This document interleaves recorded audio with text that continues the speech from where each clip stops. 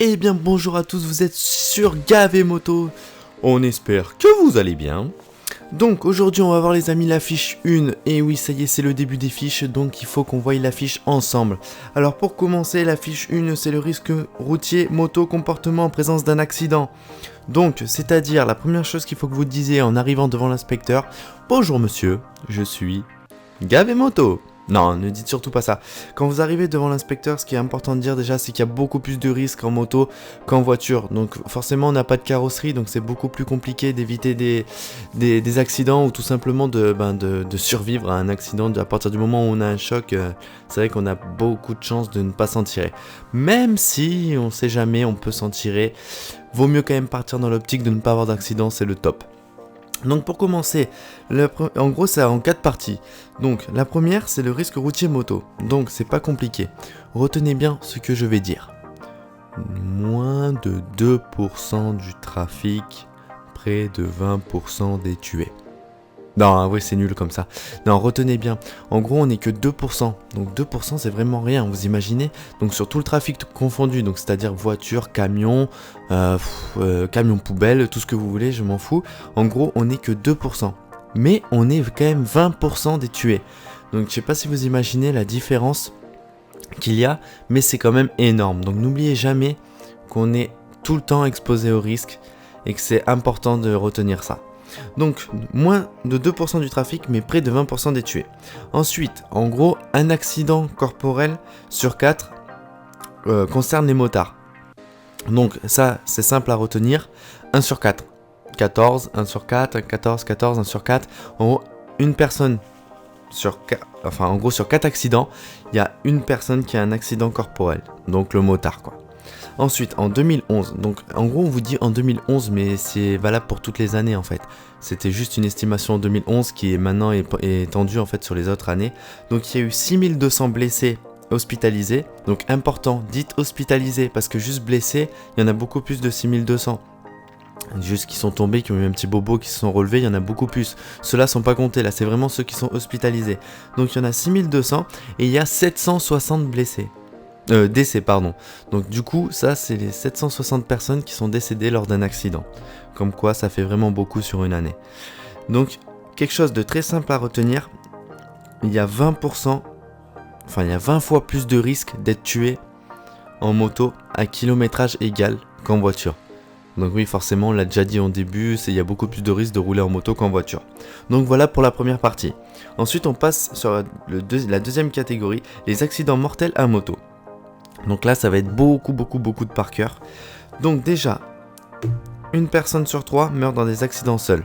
Donc une personne sur 3, en gros, vous pouvez dire un tiers, c'est mieux.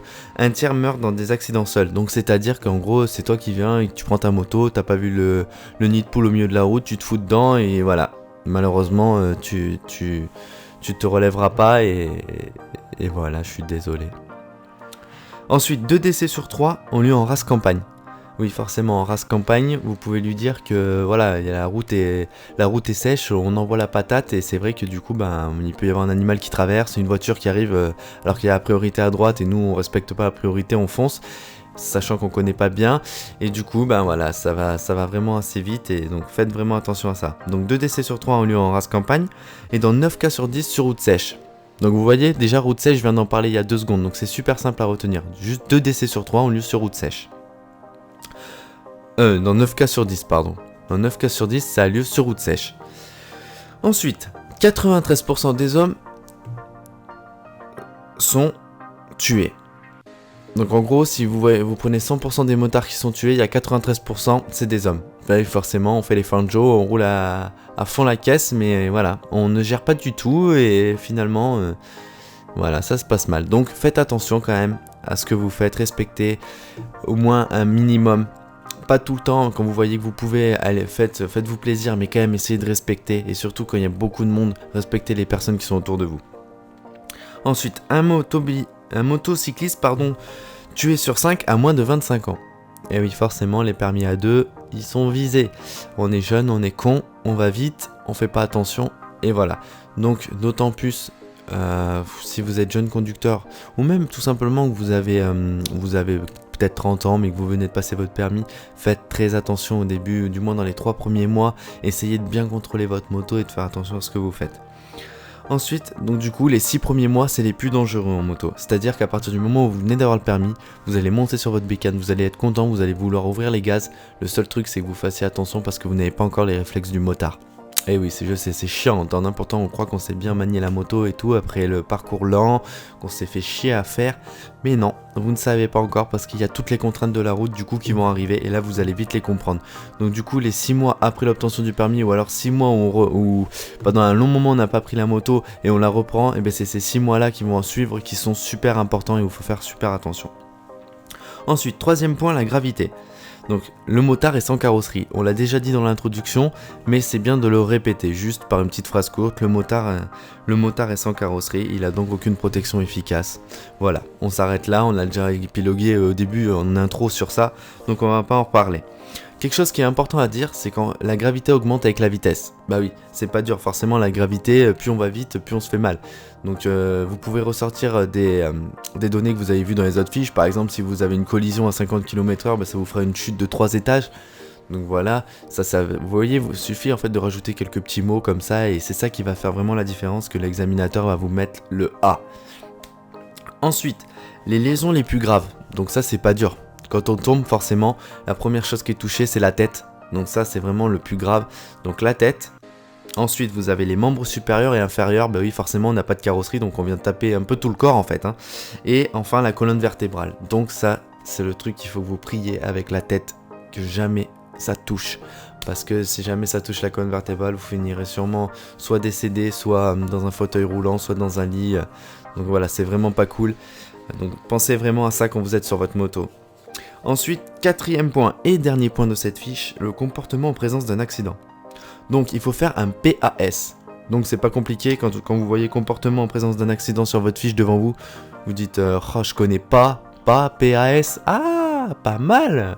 Donc voilà, donc en gros il faut protéger, alerter et secourir. Donc on appelle le 112, c'est le numéro européen. Si jamais vous êtes en France, vous pouvez appeler le 17 ou bien le 18, c'est soit le SAMU, le 15 pardon, le 15 c'est le SAMU, et le 17 c'est les et le 17 du coup c'est les flics, donc ça sert pas à grand chose de les appeler, et il faut appeler le 18 sinon c'est les pompiers. Donc voilà les numéros en France à appeler. Autrement, si vous êtes dans un autre pays européen, appelez le 112. Du coup, il faut protéger, alerter, secourir. Donc pour protéger la victime, si la moto est encore allumée, éteignez-la. Mettez un triangle derrière si vous voyez qu'il y a... Bon, bien sûr, généralement, vous n'allez pas avoir de triangle avec votre moto. C'est possible que vous n'en ayez pas. Mais mettez quelque chose qui montre qu'il y a quelque chose. Ou bien simplement faites signe aux voitures qui arrivent de s'arrêter. Comme ça fera guise de triangle avec les feux de détresse. Et donc voilà. Donc ça, c'est pour protéger. Et ensuite, pour secourir, il faut surtout pas toucher la victime. Ne lui enlevez jamais le casque. N'enlevez jamais le casque à un motard. Et même si c'est un automobiliste, ne le touchez pas. Parlez-lui, réconfortez-le, dites-lui des choses, voilà, j'espère que tu vas bien, je suis avec toi, reste avec moi et tout. Et du coup, vous faites ça jusqu'à que en fait, les urgences arrivent. Et une fois qu'ils seront arrivés, eux prendront la personne en charge. Ne donnez surtout pas à boire à une personne blessée, même si elle vous dit qu'elle a soif, car elle peut s'étouffer, c'est très très dangereux. Donc voilà, maintenant je vous ai donné les points en fait, en gros en parlant un petit peu de cette fiche. Donc maintenant c'est à vous d'arriver à les ressortir avec vos mots. Ça sert à rien d'arriver devant l'inspecteur de répéter moins de 2% du trafic, près de 20% des tués, un accident corporel sur 4, il s'en fout lui, il veut pas quelque chose comme ça. Vous pouvez arriver et lui dire on n'est pas beaucoup dans le trafic, mais pourtant on est énormément de tués. Si vous dites ça, c'est sûr qu'il va dire ah ouais il connaît pas très bien ces chiffres, c'est pas top. Mais il va dire il a quand même lu la fiche parce qu'il sait qu'on n'est pas beaucoup de motards et pourtant on est beaucoup de tués.